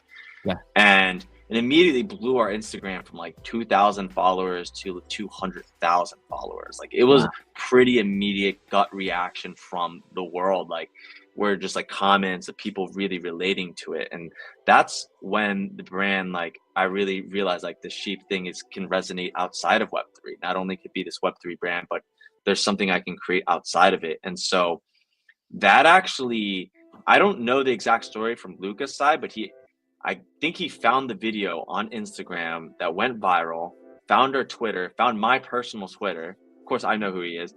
I've never talked to him. Just DMs me and just says, "Hey, I love what you're doing. You're doing a really good job." Nothing besides that. And I just say, thank you, thank you, my king. Like, what do you say? And, we kind of kept going on our way. Like we didn't really interact too much, but I was, I guess we were on his radar from then. And then, a few months later, we have another, like, I find a reason to be like, oh, like we should get on a call, maybe see if this comes kind of intersection. We're still really struggling in Web3. I think like our Sad Times NFT, which is at $1,000 now, was like at $50. Like, I'm like, I got to figure something out. Like it's such a strain because this one company is helping this other company. Like this company's not making, Sad Times not making any money yet. Like I have all these people who are invested in it and all this. So I kind of reach out to Luca and he's like, hey, like I have this thing that's coming out that can align us and we can work together. And I'm like, all right, like, you know, he's like, I can't tell you what it is yet, but you know, it'll be really exciting. And I think this will be the best way for us to like kind of start, you know, like an alliance or partnership or however you want to call it. So he calls me a month later or a month or two later, and that project is what we know as Abstract today. And so that makes total sense that you have, and I think this is, I've heard from a lot of the Abstract founders, is they have a personal reason as to why they're joining Abstract, which I think makes Abstract super powerful in that sense. One, you have more deeper personal stories and motivations than I've heard, rather than just, I'm going to hop on the new hotness chain, right? And then two, really, can you talk to me about from the user acquisition UI, anything that you can share from like Abstract side? Do you think it's leaps and bounds above what you've seen before? Like for you, from a business owner, what are the benefits that you think you're going to reap from Abstract? So I think the first thing to say is, like, when Luca came to me, we were one of the first ones that I believe us and On-Chain, we were one of the first projects. Abstract had no hype at all. Obviously it you know, still backed by Luca, but it wasn't like anywhere where it was today as well. So right. I did a bunch of calls. There's two things. Like, I wasn't even sure that I wanted to drop another thing. Like, I have this idea of Moonsheep in my head that I made during the time where I was like, okay, what I know what didn't work for our first launch. If I were to take every single learning over this 2 years, obsessing every night and day about it, like, what would be the thing that would work? So I had the idea of like, well, if there ever was a thing, I have this one thing. That one thing was Moonsheep. Gotcha. But I wasn't sure we were going to go and do something on Abstract, because I was like, you know what? I don't know if Web3 is going to come back. Even during that time, like, it wasn't a good macro conditions. I was like, I've made literally a sheepy app mental health Tamagotchi, which I've spent 16 months painstakingly during that time creating, because I was like, we need to create a business revenue, we need to create a business, something that makes money that's outside of Web3. So we're like, we're going to just not give up on Web3. We'll keep this collection. We'll find a way to integrate this app, bring a bunch of value, all this users and data and rewards, and connect it with the original collection. And that was going to be our strategy. So Moonsheep was just like something I had, which was like a dream project. But I had a app which our competitor raised like, you know, $3 million at like a $15 million valuation, that I knew I could go and just like use this as my business and not take another chance, right? Like, you have to take a chance. Like, if I make another collection, it fails the community, it hurts the community. It's a whole nother, I have to go through the whole race of like people getting mad at me if price goes up, price down. Like, there's a lot of moral implications of like, do I want to release something new and on a new chain that nobody knows about during that time? And so there's part two. There's two parts to it. One is like, during that time, I was like, yo, I don't even know if I want to be like a coin. Like, we're creating, Moonsheep is at 404. So for the people who don't know, it's half coin, half NFT. So when you mint the NFT, you actually get a coin. So the beauty of this is that like, it actually can function as a meme coin. It can be on decentralized exchanges and centralized exchanges like in the future as well. So technically Moonsheep, although it has these NFT characteristics, the branding, it's a meme coin. And so there's a bunch of reasons why we went 404 over just like a coin. Like, for me, artistically, like, I'm never going to just release something because it'll make money. Like, I'm going to have to work on this shit for forever. Like, am I just going to release a shit coin? Like, no, it's got to be cool. And for me to be an artist, like, what hasn't been explored or created yet? And like, to me, like, 404s was this thing that made total sense to me, but it didn't have the right timing, right? Like, it was the right idea, but it was February when that idea like started to fruition, and it wasn't the right timing. They didn't figure everything out yet. Yeah. And so I was like, yo, look, I think this is something new and exciting. And the team too is like, got excited about creating something new. Like, we want to be the Cowboys. Like, we're not here to like make another fucking, sorry, am I allowed to curse? We're not just trying to make another NFT project, right? Like, that's so boring to us. We've already done that. Like, what can we do? Right? Like, pushing, not to like for us though, it's like we want to be pushing the boundaries of art, like that thing. So I had the idea, I had it perfectly figured out, and then I talked to Abstract's team, and like people don't understand, like their team is like full of passionate purists, people that I like didn't know existed in Web3. I've talked to all the chains, I always end up having to talk to the biz dev guys. Like I ended up being able to talk to every one of the founders, Mike Lee, Beans, Luca himself, and everyone just had this idea, this mission, right? Like what we said first, like the Abstract is actually mission first over everything, and there's all these other advantages that have, but their mission is to really, like, I think, proliferate like the version of crypto that we all want. Like we know that it can be this cool place that has some financial incentives, that has art, that has tech, and they're pushing that forward. And so they were purists, and I consider myself a purist to a degree. Like I was like, yeah, like I'm in. Like as soon as I talked to the team, like I'm in. Like even without hearing the tech, like they got me with the mission. And then hearing Luca talk about all these ideas, which he was just thinking about the streaming idea, and he was getting so passionate. I was like, getting me passionate as well. And then I was talking to they showed me the designs, and I was just like, this is everything we wish Web3 would be. Like a beautiful design that's gamified. Like the whole point of like Abstract is like it has a portal, so you can find the things that are going on in the ecosystem. It's like cultivating culture and putting it onto this portal, right?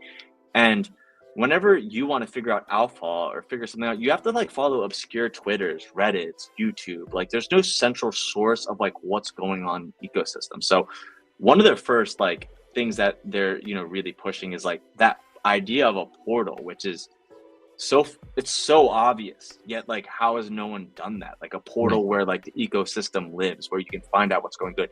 Then let's supercharge it with gamification, rewards. Let's get incentivize the creators. If they do well, they'll get like the some funding from Abstract instead of it going all to farmers like Blast. Like there's all these humongous advantages to them. And then you're like, oh, Abstract Global Wallet. Yeah, like, of course. Like, why are we, like, no normie wants to, like, put in a 16 seed phrase in, like, a dark corner of a room and hide it in their safe. Like, it makes no sense. Like, that's so much friction. And so they're thinking about it in the same way, which, being in the space, like, you just know these things are issues. And my dad, like, I'm always onboarding my dad to shit. He's like, what the hell is this Discord? Like, it's off. Bro. You gotta go to Matricon. You gotta like. I'm like, bro, like, he's not doing it, dude. I got my dad. I can't do it. I can't do it. Right. I'm like freaking out trying to get Trump's coin, and I'm trying to remember my damn seed phrase, and it was such a pain in the ass. I told my dad to listen to one podcast, and he was like, "Son, I love you, but I will never listen to another one again because I've nothing about." And even though a majority of our conversations about life, like we've talked about, right? But he's like, dude, even the concept of Web3 and every time I talk to him now, he's like, can you explain that to me again? And I've just given up. But yeah, that's what I've heard, right? I had Loris from Multiplier on, Philip from Canis Sapiens. Yeah. They all say that the same thing is the ease of use, how they're thinking of user acquisition, and the gamification and the way that they're trying to make the ecosystem vibrant. All of these things that you covered, you all should be very excited about this. Very excited about this. And it's exciting. It's exciting. I've seen a lot of the like small little things. It's so fun. It's so cool. It's the future. Oh, 100%. And I've seen a couple things too, like just simple things I don't think people really appreciate, like just UI, right? Like having slick UI. Simple animations that are just like default on other things, right? That you just expect. Web3 has so far not caught up to any of this basic stuff.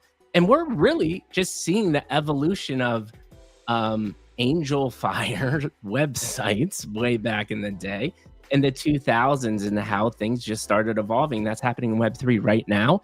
And we all get to be a part of it in the beginning. And you get to be one of the premier projects too, which is super freaking cool. So let's do this. We'll start winding it down because like I said, remember that time where I have to like pay attention to family? It's critically important. Yeah, Getting sorry, to we're that. almost there, No, huh? no, dude, we're getting on 2 hours. I told you you're gonna be in for a different experience. So I hope I've delivered so far. You have delivered. Yeah, it's been very fun. It was a nice Oh, little therapy sesh. Slash. it is amazing. So um let's talk about what's currently happening now.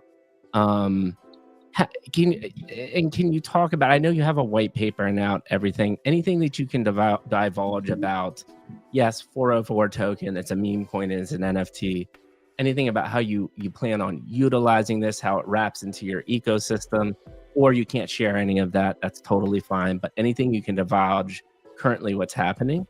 And then the next 3 to 6 months, I'll have one more question. It's a softball. I promise you, don't get scared, and then we'll wind it out. And then if you can just stay a couple minutes after, we'll do kind of like a post recap, and we'll go from there. How's that sound, man? Yeah, no, I mean, I'm chilling. Like I'm good to go. Another 2 hours to keep you away from your family, dude. Yeah, trust me. If I didn't have to do it, I'd be No, rolling. no. I'm just kidding We'll with do this you. plenty of times in the future, and we'll figure Yeah, out of how to course. write up some content for sure. I mean, I think the main things to like really like if I were to break down Moonsheep, there's a couple aspects. I mean, I think the 404 part is extremely interesting, and we have like a lot of the dev teams who've like helped create the 404, who we haven't announced yet, who are like really allowing us in a lot of ways, God bless them, to like learn from the things that worked well, that didn't work well. So we'll be a very fine-tuned technologically, like I think we'll be the best in a lot of ways, and not just thanks to me, it's from the people who are very pure and want to proliferate. Like there's a 404 community, who would have known, and like they're really passionate about this hybrid system, and I'm extremely passionate about it. I'm excited to bring attention to what I think is the future, which is me, like in a lot of ways, like I've had to look at it in two different aspects. I'm actually simultaneously, to make it even harder, I'm building two things at the same time, right?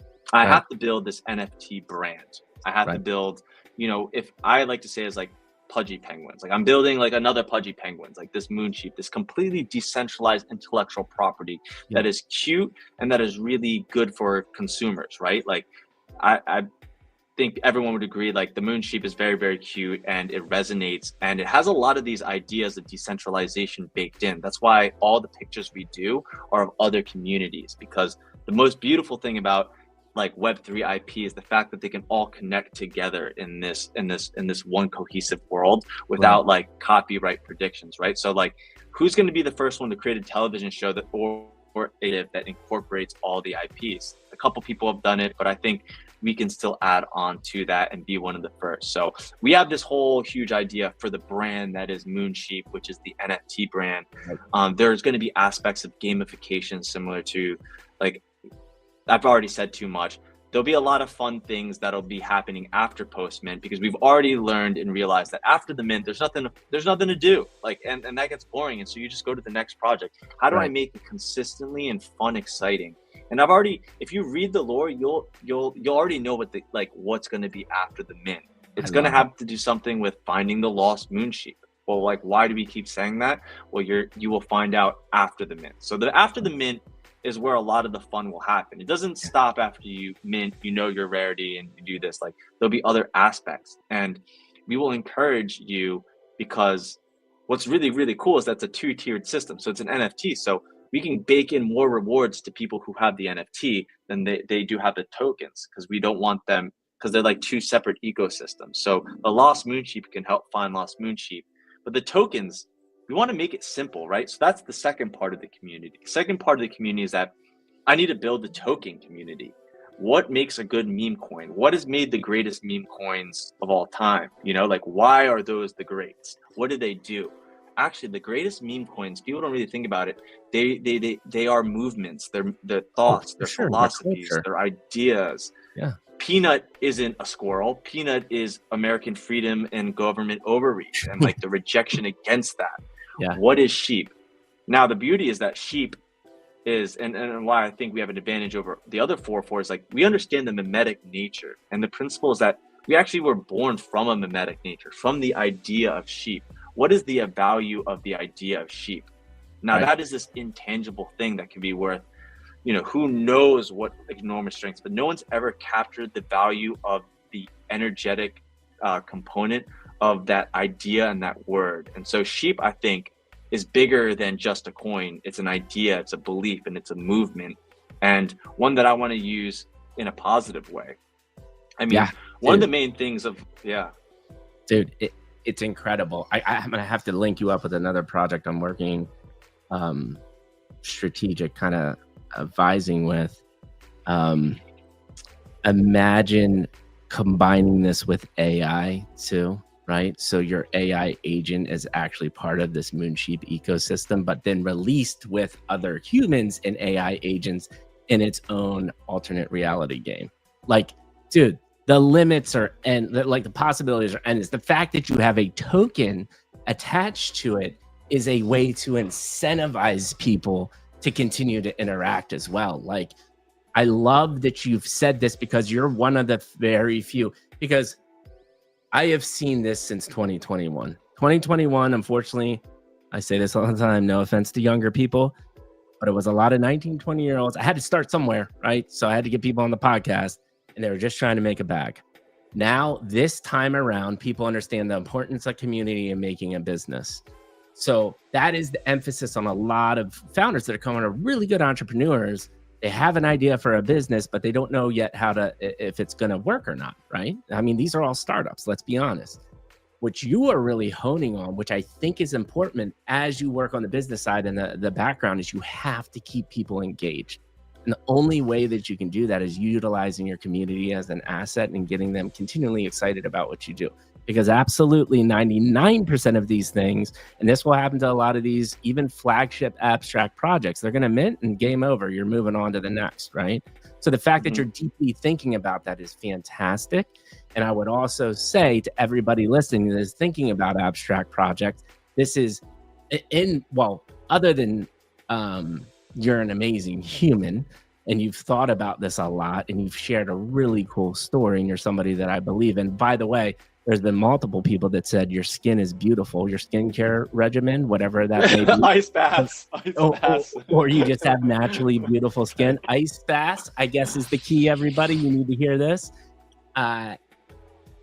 You are deeply thinking about how to keep people interested and ingrain them into the ecosystem and the culture. And I think that's what a lot of this rests on, is community and culture. Hence why I'm still here, because that was the original thesis. And you're doing that right. So thank you for sharing that. And thank you for, I think you even put a little alpha in there without even knowing it. The next 3 to 6 months, anything that you can share? Obviously, I don't need a mint date or anything like that. Or do you think you've shared enough and you just want to leave the rest to mystery? There'll be a lot of mystery. Like, I think the most of the idea people have of Moonsheep is like, there's a lot to it. There's a lot of thought of like, what is my second move? What is our third move? What is our fourth move? So, the app will be one of our, like, what I like to say is like the second bullet in the gun. Like, that's a big, big thing. Like, that's not some, like, we threw away some app. Like, that's literally could be its own, like, like a huge, huge company. Right. So we have these aspects to create like additional revenue. I mean, but there's I think it'll be there'll be a great blend of what is like mysterious, but also what is we'll release more information as we go. But I think the main thing for people to realize is like, people keep like putting me in this, or us into this hole, which is like, we're an NFT. I'm like, no, like we're actually like, we're closer to a coin like than an NFT, but it has all the great things you want about NFTs.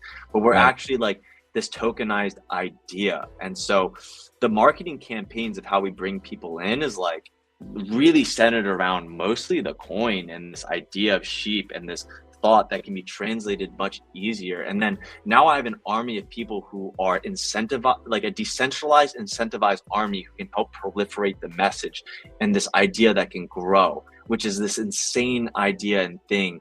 And we can all grow this beautiful idea together, which I think is honestly like could be good for Web3. And what's awesome is that like, because we're a token, it's like, we'll start off and have more, like we can have more holders than a normal NFT project, like right off the back. But B, it's like, when people want to get in and they want to get into the NFT ecosystem, what do you think is the best way to get them there? It's through having these tokens. It's through having, like $10 tokens. And then you start to learn more and figure it out once you have that in there. So instead of being like the funnel actually starts with like, the funnel actually is like Instagram, all these like gifts, things, then coin, then NFT. But if you don't like people, the bridge from like social media to NFT, like that bridge of getting the people through the funnel, like it doesn't work unless you have the middle of coin. I think penguins realize that pretty quickly as well. And so Sheep is like that entry play where I think we can adopt and onboard like mass consumer crypto. Yeah, no, I love it, man. That is a great way to wrap it up and encapsulate it. And so I have one last question for you, brother. You have now gone through the Mikey G podcast experience. You have been on, I've seen you on tons of spaces. I don't know if you've been on some podcasts before, but please give me your honest, unfiltered feedback. How you think you today went compared to the other things you've done in Web3? Honestly, I wouldn't tell you either way. No, I'm just kidding. I really loved it. It was really good to be able to tell the story, which I like feel is important in a lot of ways of like why we're doing this. And, a lot of people do spaces, in my opinion, it's like they're always concerned with the what, like what are the tokenomics? What is this? I'm like, the most important thing is like, why? Not what. And so I was able to really explore with you the why, which I think is much more important. Like, I wouldn't say it's much more important, but it lays the foundation for the what's. And so without being able to do that, and I haven't been able to do that in a way that felt deep and authentic. So I'm really appreciative of you allowing me to be able to express that truth and to share the message and to share the mission. And I hope that it can inspire other people to also pursue their dreams or become more extroverted. And I know that, what you're doing is creating a lot of good for the world. Like there needs to be people like you in Web3. Like I am so sick and tired of talking about spaces where I'm like, oh, like I'm really bullish on this because these tokens and the dev is cracked. I'm like, dude, like shut up. Like I want to talk about shit that's like real. And so thank you for providing that space for me and our listeners. Thanks, man. Yeah, I've been doing it for years, and it's unfortunately my brand has grown slower because I am not doing what everybody else is doing. But I think it's starting to come to fruition, and your feedback is exactly what I'm going for. So as long as I'm getting feedback geared towards my mission, I'm feeling pretty good. So I really appreciate the feedback. No, it was amazing. Thank you for really thank you. No, I'm really appreciative of that. I appreciate it, man. And my comments for you, a couple things. I genuinely can tell that your heart is in the right place. Your story, thank you for deeply sharing your story. Like you gave a lot of good details. You had really, really good, interesting insights about two things that plague this world, which is there are a lot of people that are introverts, especially in this space. I think you helped them out today. I know you did, because there's multiple comments in the chat saying, thank you for sharing that. And I am going to adopt that. That's a good idea. We made a change. We made an impact today. And that was because of you and you being open. So deeply means so much to me. Two, you're the type of mindset and people, we have a lot of people watching right now. And I think you all need to challenge yourself when it comes to research. Another reason why I do this is research, right? I'm going to give you information about a founder that you've never heard before, and you can make the decision on whether to believe in somebody or not. Someone that has built businesses, failed, rebuilt businesses, but is mission driven. Those are the types of people that you want to be following. So Sadboy is one of those. And then finally, man, like I said, I feel like we started a friendship. I'm really, really, really interested in figuring out how we can continue to collaborate with content. We're going to be cutting this up into a ton of shorts. And it was just a pleasure. You gave me almost 2 hours of your time. And at this point, that's the most valuable thing you have. So I just deeply appreciate it, man. Well, thank you so much. It's been fun. And I'm sure I'd love to do another one. Dude. We spent so much on past. Well, I'll talk about the future kind of what I think. everything can be and what Moonsheep can be. But well, what I want to do I is get appreciate creative with it, man. Let's get creative with the community. Let's create some video content that's fun. Let's continue to entertain, but also have a little mission around it by like educating, right? Like there's so many things that we can do. I'm talking to Kev Bosu about the same thing. Like the thing that came up with his community is like his main mission is against all odds. What do you do when your backup is then against the wall? So let's use his community to share those community stories to help motivate and learn and educate and give people insight like we did today that might change their life, right? But there's many things that we can do. Sad times for sure. Like there's tons of options there. So that's it, man. I appreciate you. I'm going to cap you off with we're close to 4,700 people watching us. So we got a good amount of exposure today. They heard your beautiful story. And we love each and one of you that is on this screen watching us today. We love you all. Mikey G, a Sadboy, are out. Love you guys. Thank you for joining.